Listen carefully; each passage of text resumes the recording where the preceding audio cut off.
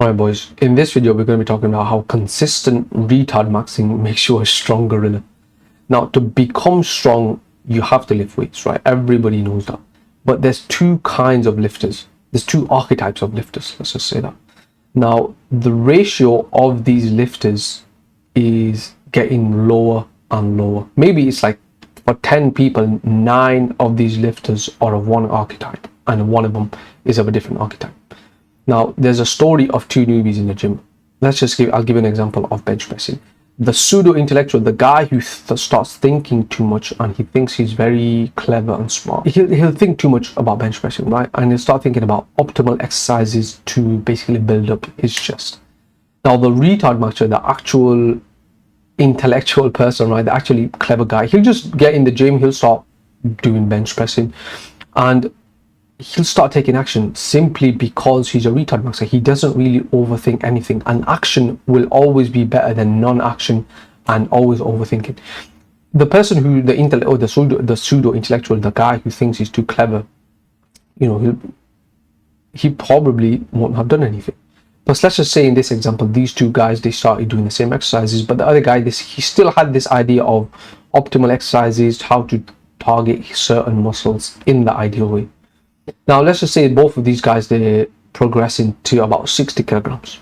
And then the clever guy, he starts doing algebra and he overthinks himself into not progressing. Now, this is so much more common. And to be fair, it's something which myself and even most of you watching this video, you're probably guilty of this to an extent as well. It's like once you've come and hit like I won't say a plateau, but you come against a bit of a hard point, then you start kind of thinking about, okay, what can I do to basically mitigate this thing and move away from it without really moving away from it, if that makes sense.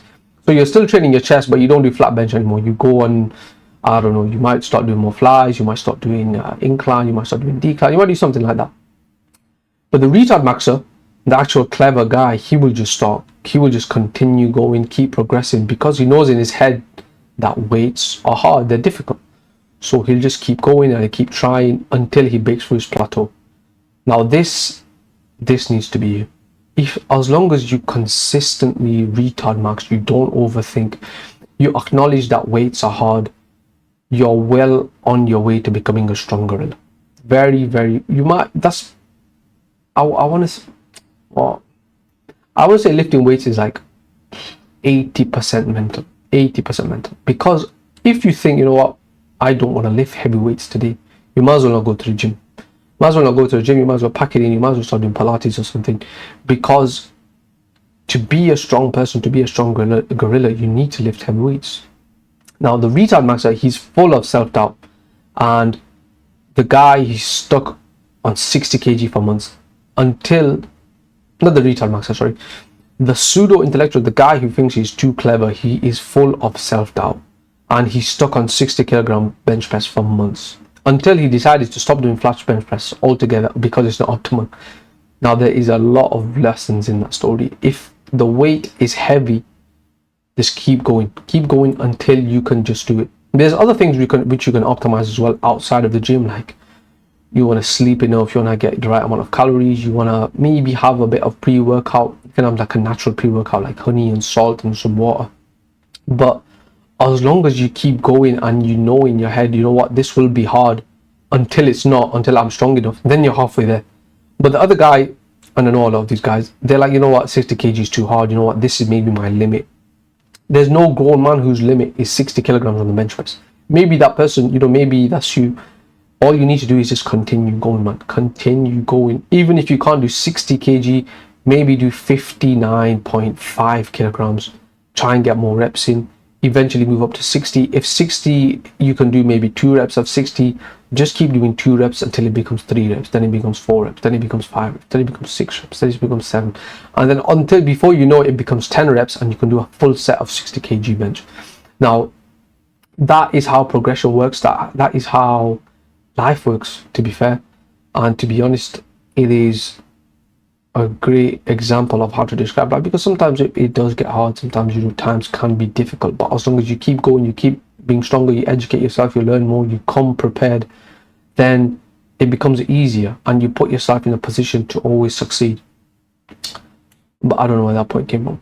But what I'm saying is, if the weight is heavy, just keep going until you can do it. And the retard maxer, the guy who's actually very clever and he just does things and he takes action, even though he had a plateau at 60 kilograms, he might, before you know it, he might be at 80 kilograms, 90 kilograms, 100 kilograms. And the whole time, the guy just has been packing on muscle just because he didn't give up on doing bench pressing. Whereas the other guy, he's got 60 kg on his flat benching, and then he's like, you know what, I'm going to start incline benching because apparently that makes your chest look better, which it does, right? So he'll start off again at like 20 kilograms, then he'll progress to maybe 30, 40, and because incline's very hard, he might plateau at 40 or 45 kilogram bench, sorry, incline.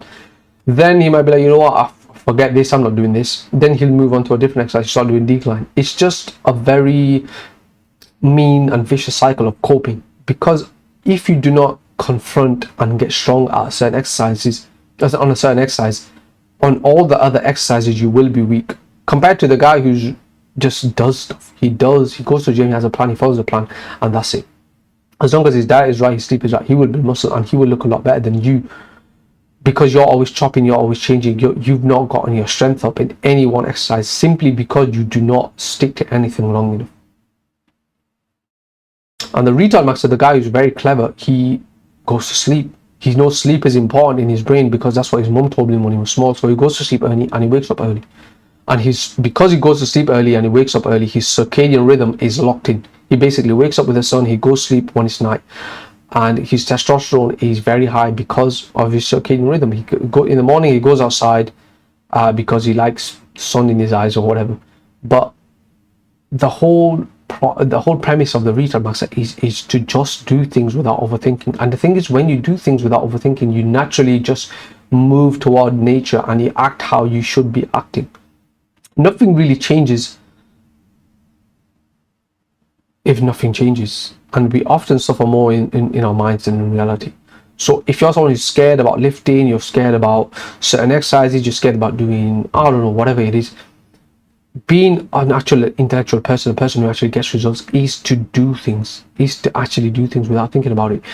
And I'm not saying go and do something stupid, but if you know in your mind lifting weights will make me stronger, will make me gain muscle, why would you not go and do that? You might think of a different way to go ahead and do that. But yeah, just a quick video on the retard maxer, man. I wish I was a retard maxer a lot earlier, when I just did things, when I took action a lot earlier than I have been doing, because action creates momentum. Momentum creates, what's the word? Momentum creates results. Basically, I'll be honest, because as long as you have momentum, there's very little that can slow you down. So yeah, boys, that's it. If you want any more help on advice, on training, on diet, on nutrition, on sleep, especially if you're a brown guy, you want brown guy specific plans, or if you want plans on anything, then join my free school community. The link will be in the description below, the first one. Click on that. Thank you.